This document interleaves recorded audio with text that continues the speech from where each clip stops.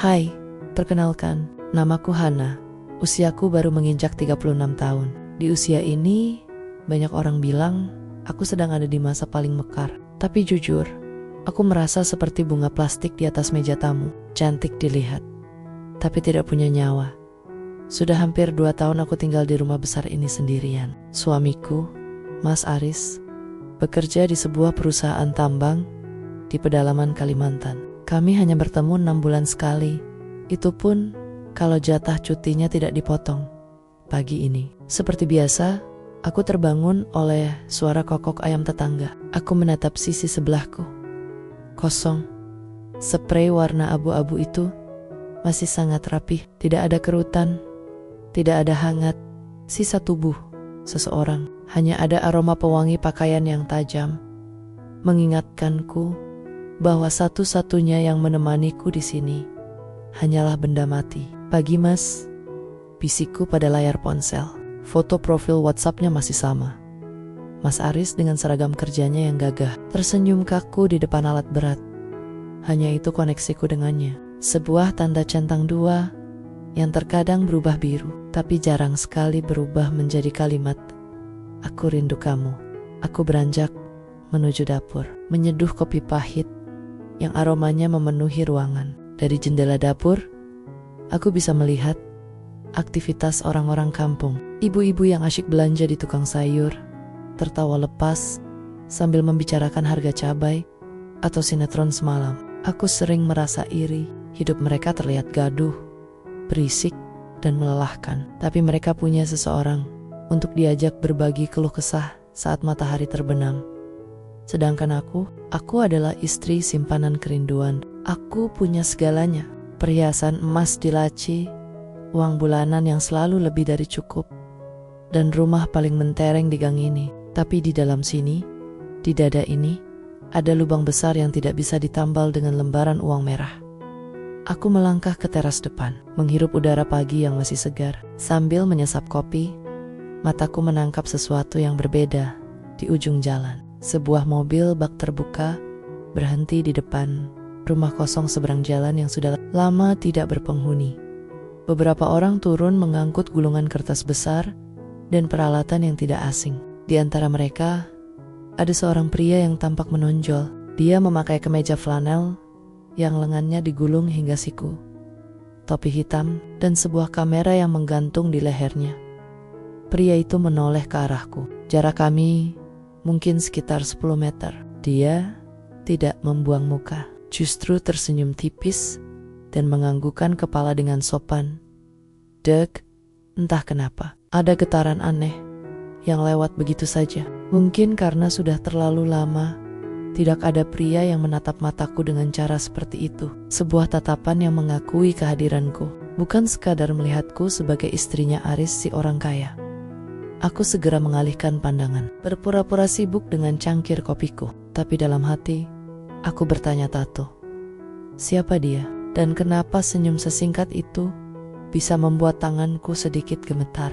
Sajak rinduku yang selama ini hanya tertuju pada satu nama, tiba-tiba saja terasa kehilangan arahnya pagi ini.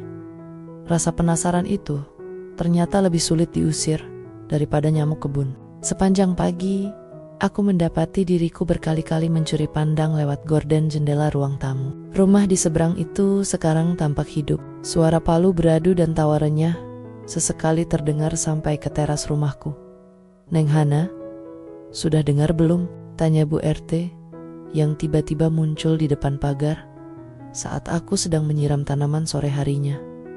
"Dengar apa, Bu?" jawabku sambil mematikan keran air. "Itu, rumah kosong Pak Haji sekarang disewa buat kantor proyek. Katanya mau ada pembangunan jembatan baru di ujung desa. Yang jadi bosnya masih muda loh, ganteng lagi, tapi kelihatannya ramah, enggak sombong, kayak orang kota biasanya." Bu RT menyenggol lenganku sambil mengedipkan mata, seolah-olah informasi itu adalah hadiah untukku. Aku hanya tersenyum tipis. "Oh, baguslah kalau begitu, Bu. Jadi gak serem lagi rumahnya." Tepat saat Bu RT pamit, pria berkemeja flanel yang kulihat tadi pagi keluar dari rumah itu. Dia berjalan santai menuju arahku. jantungku tiba-tiba saja melakukan maraton kecil di dalam dada. "Permisi, selamat sore," sapanya. Suaranya bariton, rendah tapi hangat. "Maaf, mengganggu waktunya. Kami baru saja pindah ke seberang untuk proyek beberapa bulan ke depan. Mohon aisennya kalau nanti aktivitas kami sedikit berisik." Aku terpaku sejenak. Di dekat seperti ini, aku bisa melihat usianya mungkin tidak jauh dariku. Sekitar 37 atau 38 tahun. Wajahnya bersih dengan sorot mata yang teduh. Berbeda dengan Mas Aris yang selalu terlihat tegas dan menuntut, pria di depanku ini memancarkan aura yang menenangkan. "Oh, iya, saya Hana." "Enggak apa-apa Mas Satria, malah senang jadi ada tetangganya," jawabku, berusaha senormal mungkin. Meski aku tahu tanganku sedikit berkeringat. "Hana." Dia mengulang namaku dengan nada yang aneh, seolah sedang mencicipi sebuah kata yang manis. Nama yang cantik. "Baik kalau begitu Mbak Hana. Saya kembali ke depan dulu. Oh ya, ini ada sedikit buah tangan dari kota. Semoga suka." Dia menyodorkan sebuah kotak kecil berisi kue-kue premium yang tidak ada di pasar kampung kami. Aku menerimanya dengan ragu. "Terima kasih banyak. Harusnya nggak usah repot-repot." "Bukan repot, cuma ingin memulai perkenalan dengan baik," katanya sambil tersenyum. Kali ini lebih lebar, lalu berbalik pergi. Malam itu, aku duduk di meja makan sendirian. Di depanku ada sepiring nasi dan kotak kue dari Satria. Aku mencoba menghubungi Mas Aris. Video callku diangkat, tapi hanya bertahan 2 menit. "Hana, Mas lagi sibuk di site. Ada masalah? Alat berat, nanti aja ya. Yang penting uang bulanan sudah Mas transfer tadi siang. Kamu beli apa saja yang kamu mau," ucapnya singkat sebelum mematikan sambungan. Aku meletakkan ponselku. Wong Loki, selalu uang. Aku mengambil satu kue pemberian Satria dan menggigitnya. Manis, tapi ada rasa lain yang muncul. Rasa bersalah karena aku merasa lebih dihargai oleh pria yang baru ku kenal 5 menit daripada oleh suamiku yang sudah menikahiku selama 5 tahun. Di seberang sana, lampu kantor Satria masih menyala. Aku menatap cahaya itu dari balik jendela. Untuk pertama kalinya dalam 2 tahun, malam di kampung ini tidak terasa begitu gelap. Minggu pertama sejak kehadiran Satria, suasana kampung terasa berbeda. Biasanya, jam 10 pagi adalah waktu paling sunyi bagiku. Hanya ada suara mesin cuci atau deru motor lewat sekali-kali. Tapi ada suara-suara baru yang mengisi hari-hariku. Aku sedang menjemur pakaian di samping rumah ketika kulihat Satria sedang berdiri di depan pagar kantornya, memegang gulungan cetak biru yang besar.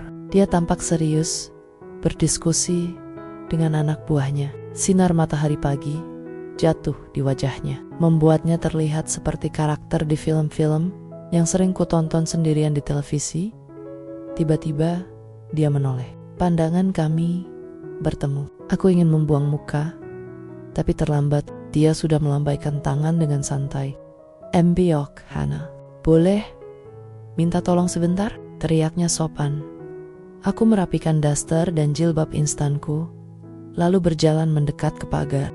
"Iya Mas, ada apa ini?" "Saya agak bingung. Saya mau cari warung makan yang menunya masakan rumahan asli sini. Bukan yang terlalu banyak penyedap rasa. Kira-kira di sebelah mana ya?" Aku berpikir sejenak. "Oh, kalau yang benar-benar rasa rumahan sih agak jauh Mas. Harus ke depan balai desa." "Memangnya Mas Satria gak masak?" Dia tertawa. Suara tawanya renyah dan jujur. "Masak? Saya bisa bikin mie instan saja sudah syukur Mbak. Biasanya kami pesan catering. Tapi hari ini cateringnya libur. Entah keberanian atau kebodohan dari mana yang merasuki bibirku. Aku malah menjawab, "Kalau Mas Satria mau, saya tadi masak sayur lodeh dan ikan asin. Lebih banyak dari biasanya. Daripada mubazir karena saya makan sendiri, Mas bisa ambil di sini." Matanya berbinar. "Serius Mbiok, saya gak enak merepotkan." "Gak repot kok." "Kok, tunggu sebentar ya." Aku bergegas masuk ke dalam rumah. Jantungku berdebar kencang. Ini hanya tetangga yang butuh makan Hana, tidak lebih, bisikku pada diri sendiri. Aku menyiapkan rantang kecil. Aku menatanya dengan sangat rapi, bahkan menambahkan sambal terasi kesukaanku yang kubuat dengan sepenuh hati. Saat aku menyerahkannya di pagar, jemari kami bersentuhan tanpa sengaja. Hanya sekilas, tapi rasanya seperti ada sengatan listrik kecil yang menjalar ke seluruh tubuhku. Aku segera menarik tanganku. "Terima kasih banyak Mbak Hana. Saya nggak tahu harus balas apa," ucapnya sambil menatap mataku dalam-dalam. Kesepian itu memang paling gak enak. Kalau ditambah perut kosong ya. Kalimatnya sederhana, tapi menghujam tepat ke ulu hati. Dia seolah tahu bahwa aku bukan hanya bicara soal makanan, tapi soal kekosongan yang selama ini kupendam. Malamnya, ponselku bergetar. Sebuah nomor baru mengirim pesan WhatsApp. Lodehnya juara Mbak Hana. Benar-benar rasa pulang. "Terima kasih." "Ya, Satria." Aku menatap pesan itu lama sekali. Aku melihat ke arah ponsel Mas Aris yang tergeletak di meja. Tidak ada pesan baru di sana. Tidak ada yang menanyakan apakah aku sudah makan atau bagaimana hariku. Aku mulai mengetik balasan, menghapusnya, mengetiknya lagi. Akhirnya aku hanya mengirim, "Sama-sama, Mas. Syukurlah kalau suka." Aku merebahkan tubuh di atas sofa, menatap lenggit-lenggit ruang tamu. Sajak rindu yang biasanya kutulis untuk Mas Aris di buku harian, malam ini terasa macet. Pikiranku justru sibuk membayangkan bagaimana wajah Satria saat menikmati masakanku. Duniaku yang statis mulai bergoyang, dan aku takut aku justru menikmati goyangan itu. Sejak kejadian sayur lodeh itu, suasana di antara kami jadi lebih cair, atau mungkin lebih tepatnya jadi lebih berbahaya bagi hatiku. Satria bukan lagi sekadar tetangga yang menyewa rumah di seberang. Dia sudah mulai menjadi bagian dari rutinitas yang kunantikan setiap harinya. Sore itu, hujan turun sangat deras. Kampung kami yang biasanya kering jadi berbau tanah basah. Aku sedang duduk di teras, memandangi rintik hujan sambil memeluk cangkir teh hangat. Tiba-tiba, kulihat Satria berlari kecil menyeberang jalan sambil menutupi kepalanya dengan map plastik. "Boleh numpang berteduh sebentar, Mbak?" Di sana, atap terasnya bocor parah. Airnya masuk ke meja kerja saya, katanya, sambil terengah-engah, bajunya sedikit basah, memperlihatkan bahunya yang tegap. Iya Mas, silakan, masuk saja. Duduk di kursi teras yang itu," jawabku gugup. Kami duduk di teras, terhalang jarak 1 meter. Namun aroma parfumnya yang segar, bercampur bau hujan, terasa begitu dekat. Kami hanya diam sejenak, mendengarkan suara air yang jatuh ke genting. "Mbak Hana sering melamun ya kalau hujan?" tanyanya tiba-tiba, memecah kesunyian. Aku tersenyum tipis, mencoba menutupi rasa canggung. "Bukan melamun Mas, cuma lagi mikir. Hujan begini di Kalimantan sana, Mas Aris lagi apa ya? Apa dia kehujanan juga di lokasi tambang?" Satria terjiung. Dia menunduk, memainkan jemarinya. "Mas Aris beruntung ya, punya istri yang selalu memikirkannya. Kalau saya jadi dia, saya nggak akan membiarkan Mbak Hana menunggu sendirian di rumah sebesar ini." Kalimat itu telak. Rasanya seperti ada yang mencubit jantungku. Itu sudah risikonya Mas. Dia kerja untuk masa depan kami. Tapi masa depan nggak akan ada artinya kalau masa sekarangnya terabaikan kan? Satria menoleh, menatapku dengan tatapan yang sangat dalam. "Uang bisa dicari Mbak, tapi waktu yang hilang itu nggak akan pernah kembali." Aku tidak tahu harus menjawab apa.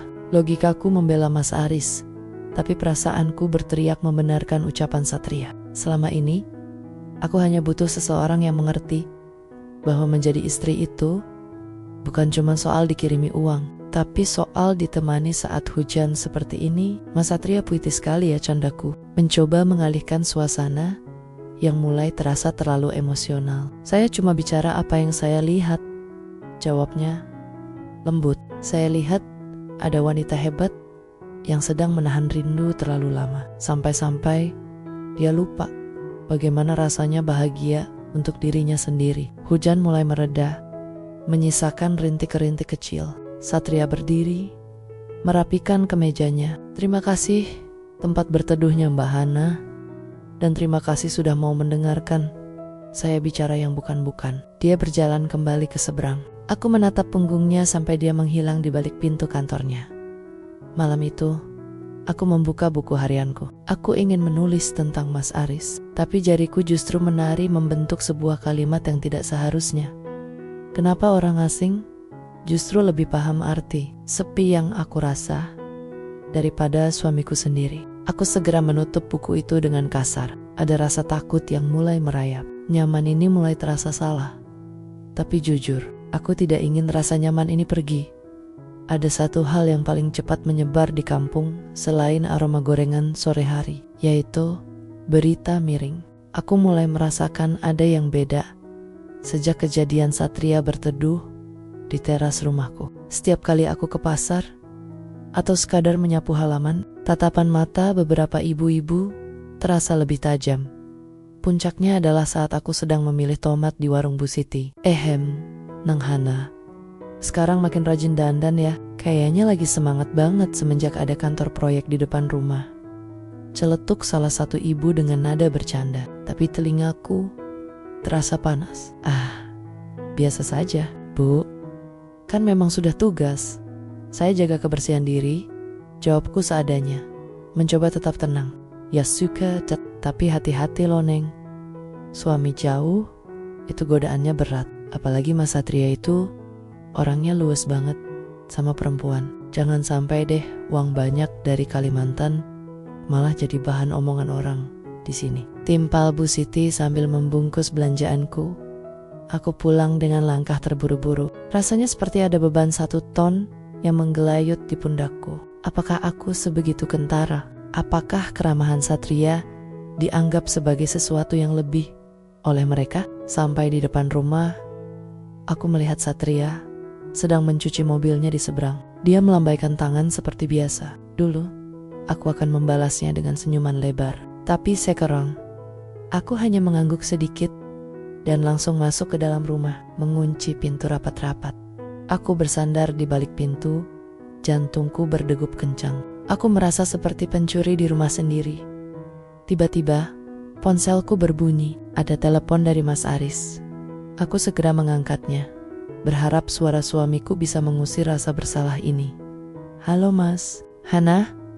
Mas mau bilang, kayaknya bulan depan Mas gak bisa pulang dulu. Ada target produksi yang harus dikejar. Bonusnya bakal gede, Han.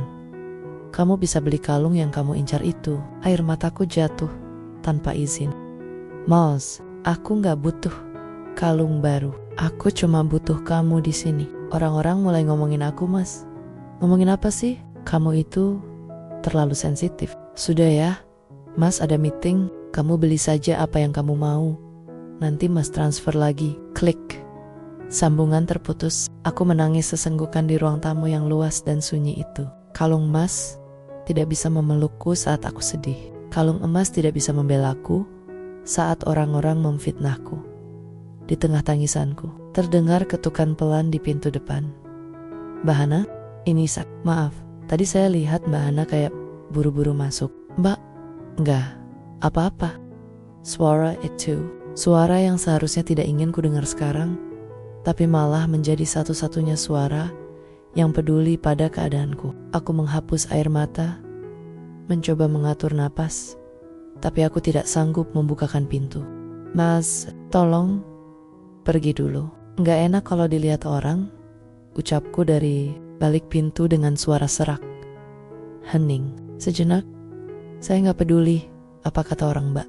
Saya cuma peduli kenapa suara Mbak terdengar seperti orang habis menangis. Balasnya pelan, tapi penuh penekanan. Aku terdiam. Di antara dinding pintu ini ada 2 pria. Satu yang sangat jauh, tapi memiliki status. Dan satu yang sangat dekat, tapi tidak memiliki hak. Dan bodohnya, hatiku justru merasa lebih terlindungi oleh dia yang ada di luar pintu.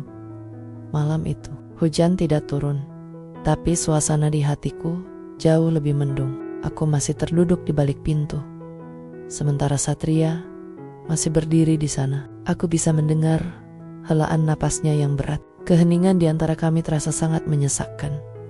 Seolah-olah kayu pintu ini sedang mencoba menahan badai besar agar tidak pecah. "Mbak Hana?" Suaranya kembali terdengar, lebih lembut dari sebelumnya. Saya taruh sesuatu di pegangan pintu. "Ya, tolong diambil kalau saya sudah pergi." "Saya nggak mau, Mbak." Makin jadi bahan omongan. Tapi saya juga nggak bisa tenang kalau tahu Mbak lagi sedih. Aku mendengar langkah kakinya menjauh, menyeberang jalan kembali ke kantornya. Dengan tangan gemetar, aku membuka kunci dan mengintip sedikit. Di pegangan pintu tergantung sebuah kantong plastik kecil. Isinya sederhana, sebotol susu coklat hangat dan selembar memo kecil. "Jangan biarkan dunia luar memadamkan cahayamu. Minum ini, lalu istirahatlah." Kadang menangis itu perlu untuk mengosongkan beban yang penuh. Aku memeluk botol hangat itu. "Rosalnya Anda." Mas Aris selalu memberiku barang-barang bermerek, tapi tidak pernah memberiku kata-kata yang membuat jiwaku merasa dipeluk. Keesokan harinya, aku jatuh sakit. Mungkin karena kelelahan batin atau tekanan dari omongan tetangga. Kepalaku pening luar biasa dan tubuhku menggigil. Aku hanya bisa berbaring di peraduan, menatap langit langit tanpa tenaga.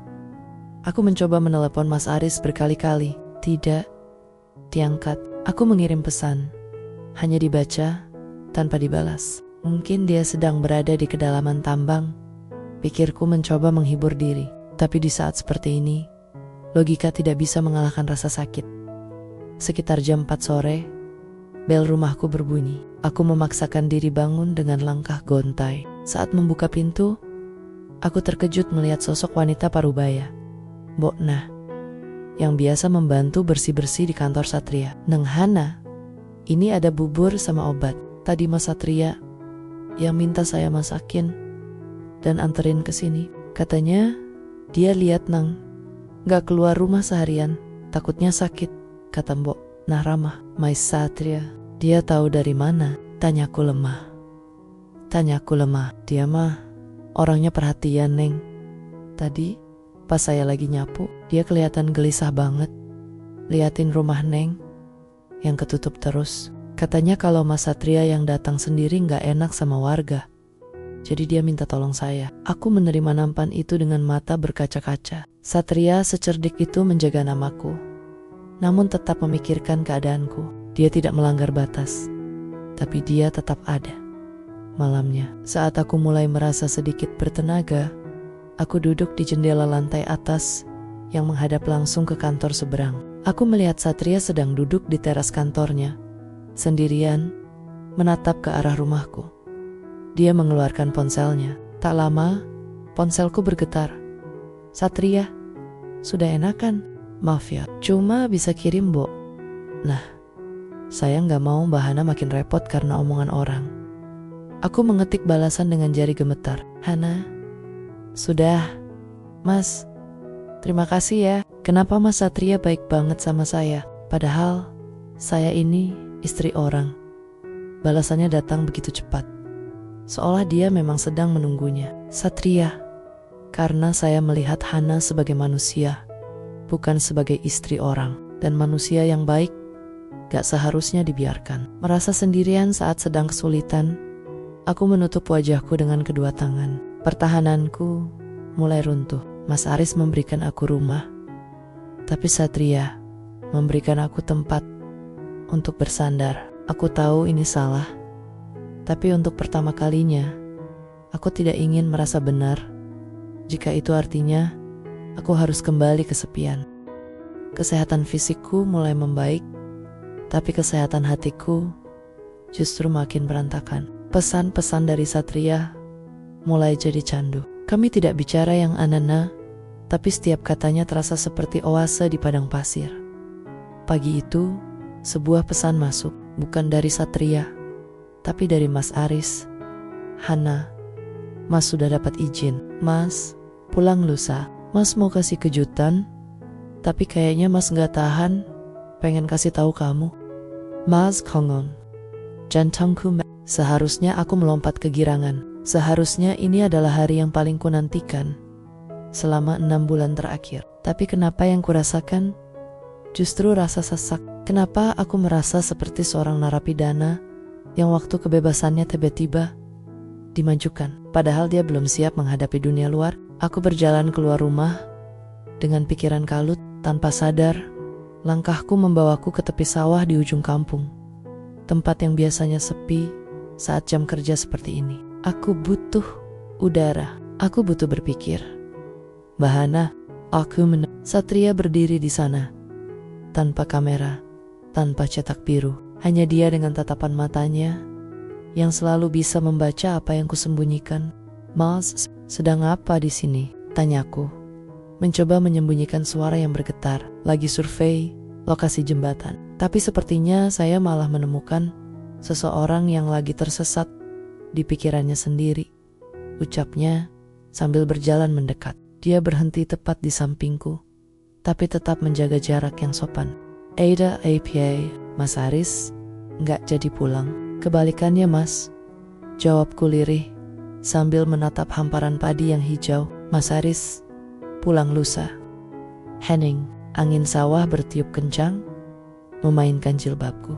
Aku melirik Satria dari sudut mata. Rahangnya mengeras dan ada sorot kesedihan yang tak bisa dia tutupi di matanya. Bagus kalau begitu, jawabnya singkat. Suaranya terdengar getir. Akhirnya penantian Bahana selesai. Tapi kenapa aku gak merasa senang mas? Kenapa aku malah takut? Tangisku pecah begitu saja. Aku sudah tidak kuat lagi berpura-pura kuat. Satria berbalik menghadapku. Tangannya bergerak seolah ingin menghapus air mataku, tapi dia menahannya di udara. Dia tahu batas. Dia tahu etika. Namun tatapannya jauh lebih berani daripada tangannya. Mbak tahu kenapa mbak takut? Bisiknya lembut. Karena mbak tahu kalau Mas Aris pulang, mbak harus kembali menjadi sosok yang sempurna dan pendiam. Sementara di sini bersama saya, mbak bisa menjadi Hana yang sebenarnya. Ini salah mas. Kita gak seharusnya begini, ucapku di sela tangis. Saya tahu ini salah. Satria melangkah satu tindak lebih dekat. Tapi rasa nyaman gak pernah bisa memilih waktu yang tepat untuk datang Hana. Saya sayang sama kamu. Dan itu adalah kebenaran paling menyakitkan yang pernah saya miliki. Mendengar pernyataan itu, duniaku seolah berhenti berputar. Untuk pertama kalinya, dia memanggilku tanpa embel-embel mbak, hanya Hana.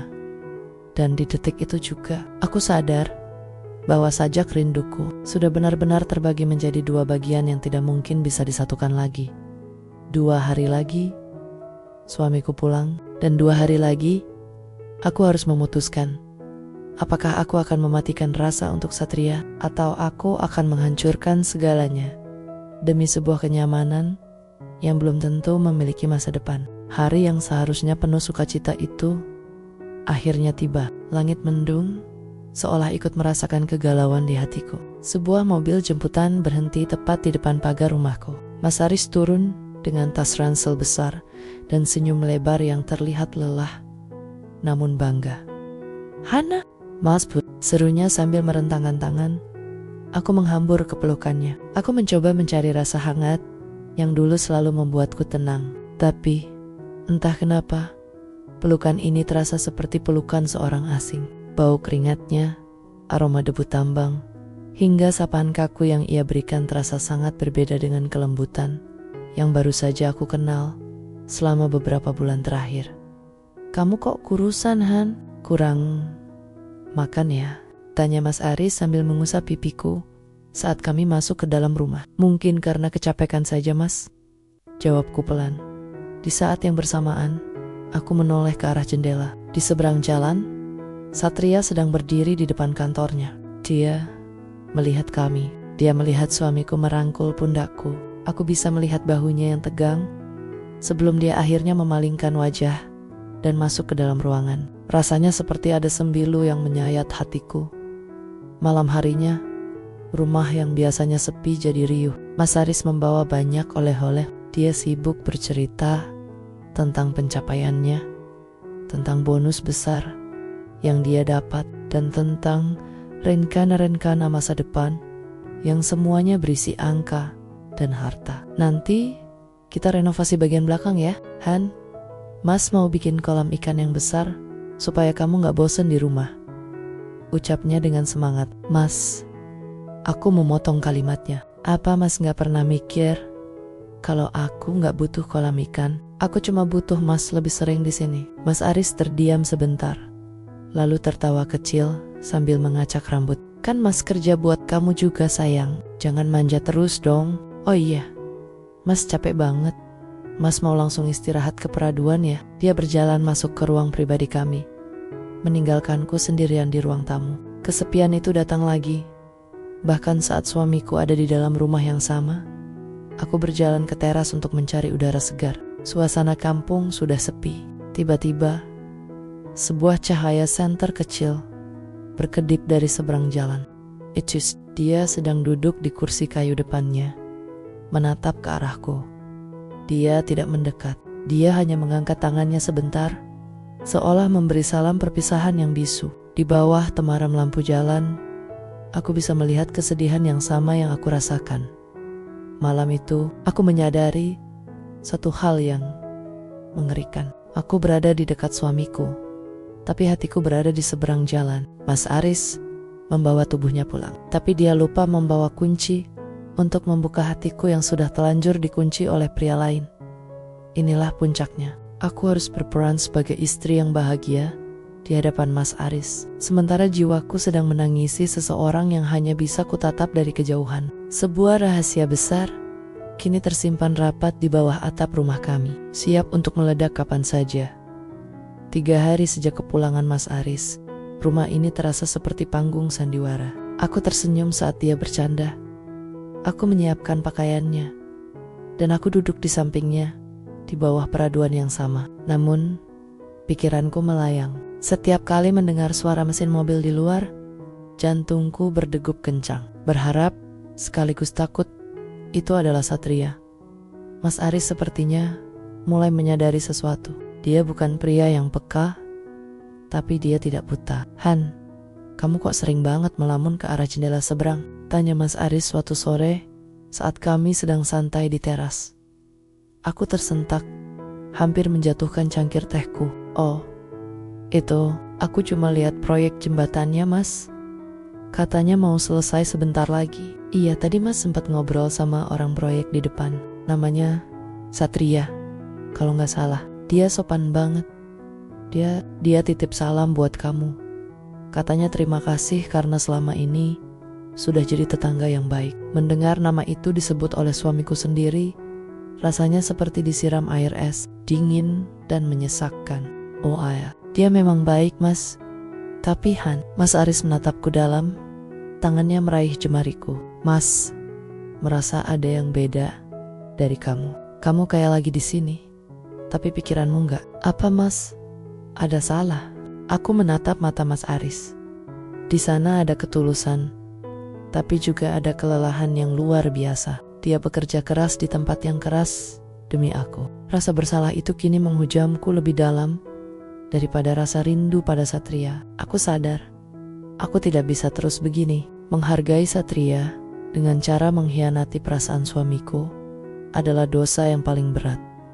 Malamnya, aku tidak bisa tidur. Aku keluar ke balkon lantai 2. Di seberang jalan, aku melihat Satria sedang merapikan barang-barangnya ke dalam bagasi mobil.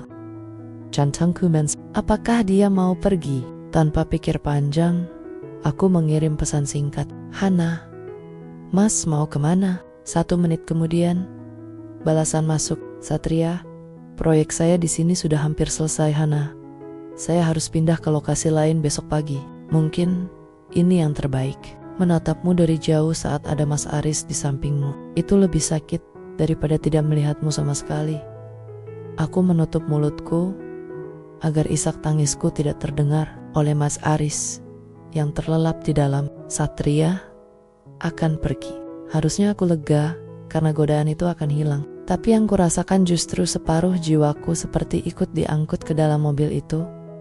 Aku berdiri di sana, menatap bayangan Satria di bawah lampu jalan untuk terakhir kalinya. Di dalam rumah ada pria yang menjamin hidupku, dan di luar sana ada pria yang menghidupkan jiwaku.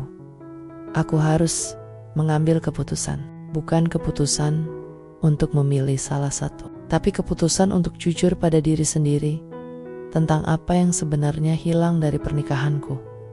Pagi itu, suara mesin mobil Satria yang dipanaskan terdengar seperti lonceng perpisahan bagiku. Aku berdiri di dapur, memegang gelas dengan tangan gemetar. Di depanku, Mas Aris sedang duduk menikmati sarapan.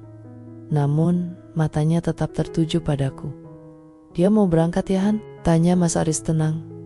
Aku mengangguk pelan, tak berani menatap matanya. "Pergilah ke depan, ucapkan terima kasih dan selamat tinggal," kata Mas Aris tiba-tiba. Aku tersentak. "Mas, apa maksudnya?" Mas Aris berdiri, menghampiriku, lalu memegang pundakku dengan lembut. "Mas mungkin jarang di rumah, tapi Mas tahu mata istri Mas gak pernah bisa berbohong. Mas tahu ada sesuatu yang sempat tumbuh karena Mas gak ada di sini untuk menjagamu. Pergilah, selesaikan apa yang harus selesai. Mas tunggu di sini."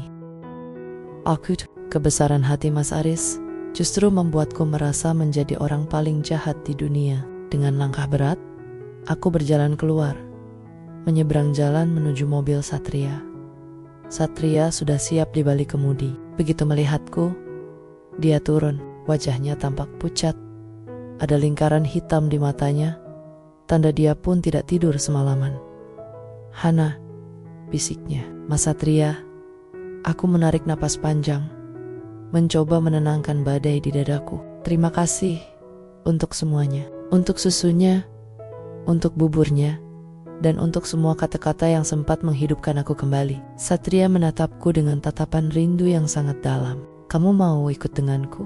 Aku bisa memberimu waktu yang selama ini kamu cari, Hana." Aku terdiam sejenak. Aku melihat ke arah rumahku, di mana Mas Aris berdiri di teras, menatap kami dari kejauhan. Mas Aris tidak marah.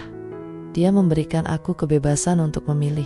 Dan di detik itulah aku sadar, enggak Mas, nyaman yang kamu tawarkan itu indah, tapi itu bukan milikku. Aku menyayangimu karena kamu memberiku apa yang hilang dari Mas Aris.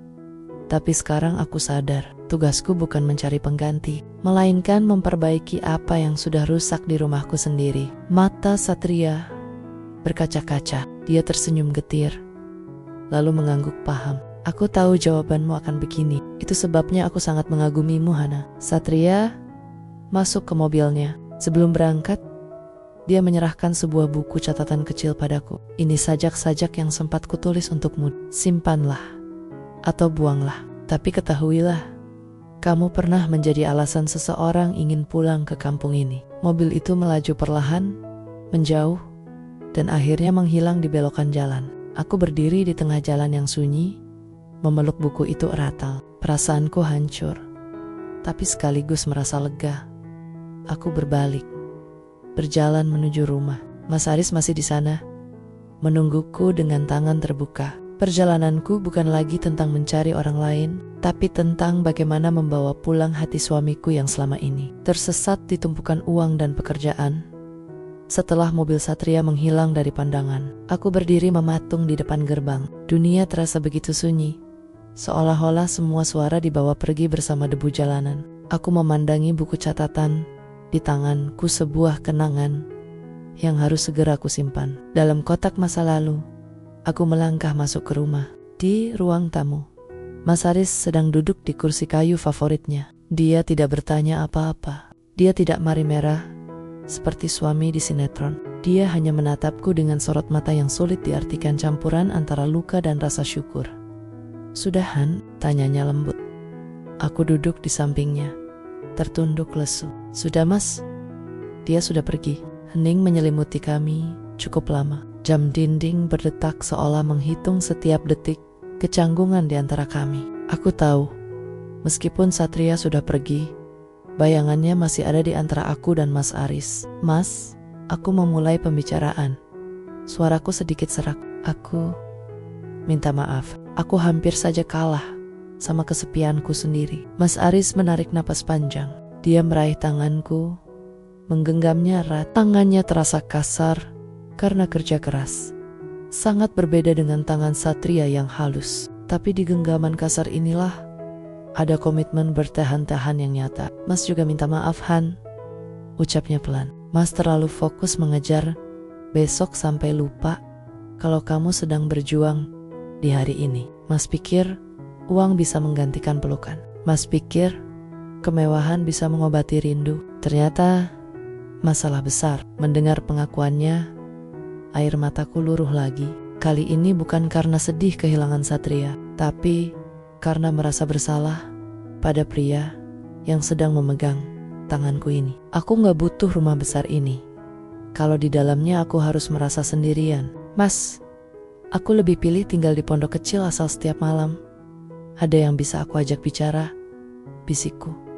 Mas Aris mengangguk. Dia merangkul pundakku dan membawaku ke dalam dekapannya. Kali ini aku membalas pelukannya dengan erat. Aku mencoba merasakan kembali detak jantung pria yang sudah menikahiku ini. Masih ada di sana, meski selama ini tertutup oleh dinginnya jarak. Mas sudah putus kontrak bulan depan, Han. Mas mau cari kerja di kota dekat sini saja. Gajinya mungkin gak sebesar di tambang. Kita mungkin gak bisa sesering dulu beli barang bermerek. Tapi Mas janji, Mas bakal pulang setiap sore. Aku menatapnya tidak percaya. Mas, serius? Serius? Mas gak mau kehilangan kamu hanya demi tumpukan kertas merah itu. Sore itu, kami duduk di teras bersama. Bukan untuk memandangi kantor di seberang, tapi untuk memandangi matahari terbenam bersama-sama. Aku mengambil buku catatan dari Satria, lalu menyimpannya jauh di dalam laci lemari yang paling bawah. Buku itu akan tetap di sana sebagai pengingat bahwa hati manusia itu rapuh, tapi cinta sejati adalah tentang bagaimana kita memilih untuk tetap tinggal saat godaan terasa begitu indah. 1 bulan telah berlalu sejak mobil Satria meninggalkan debu di jalanan kampung kami. Rumah di seberang kini kembali kosong, namun hatiku justru terasa jauh lebih penuh. Pagi ini tidak ada lagi keheningan yang menyesakkan. Suara yang kudengar bukan lagi sekadar denting sendok di gelas kopi, melainkan suara tawa dan obrolan nyata. Mas Aris membuktikan ucapannya. Dia benar-benar mengemas seluruh dunianya di Kalimantan dan membawanya pulang ke sini, ke rumah kami. Sekarang dia bekerja di sebuah perusahaan alat berat di pinggir kota. Jarak tempuhnya hanya 1 jam. Han, kopinya kurang gula sedikit ya, godanya sambil mengedipkan mata. Duduk di meja makan dengan seragam barunya yang rapi, aku tertawa, lalu mencubit lengannya pelan. Itu supaya Mas gak kemanisan. Kan sudah punya istri yang manis. Kami tertawa bersama. Hal sederhana yang dulu terasa mustahil dilakukan setiap pagi. Sekarang, aku tidak perlu lagi menatap layar ponsel hanya untuk melihat tanda centang biru. Aku bisa melihat langsung binar matanya saat dia bercerita tentang rekan kerja atau kemacetan di jalan.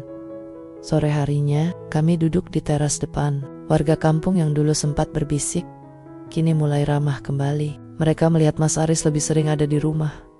Dan mereka melihat binar di mataku yang selama ini padam, kini menyala lagi.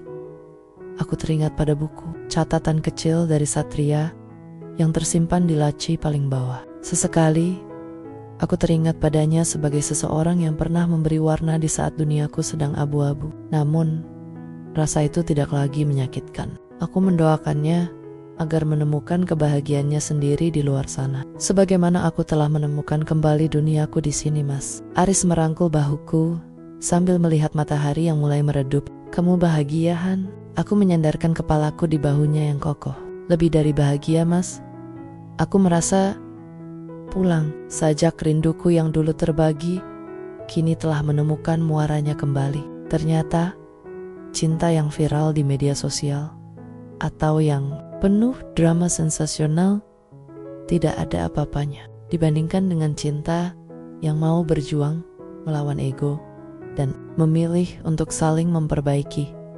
Aku bukan lagi bunga plastik yang tak bernyawa. Aku adalah Hana, seorang istri yang akhirnya paham bahwa kemewahan paling hakiki adalah kehadiran seseorang yang mau mendengar keluh kesahmu sebelum tidur. Kisahku di kampung ini mungkin sempat menjadi buah bibir, tapi kini ia berakhir sebagai sebuah pelajaran bahwa di balik setiap pagar rumah yang sunyi, ada jiwa yang butuh disapa dan ada komitmen yang harus selalu dipupuk agar tidak layu dimakan jarak. Ayo masuk. Mas, udara sudah mulai dingin, ajakku. Sambil menggenggam tangannya, menuju peraduan kami yang kini selalu terasa hangat.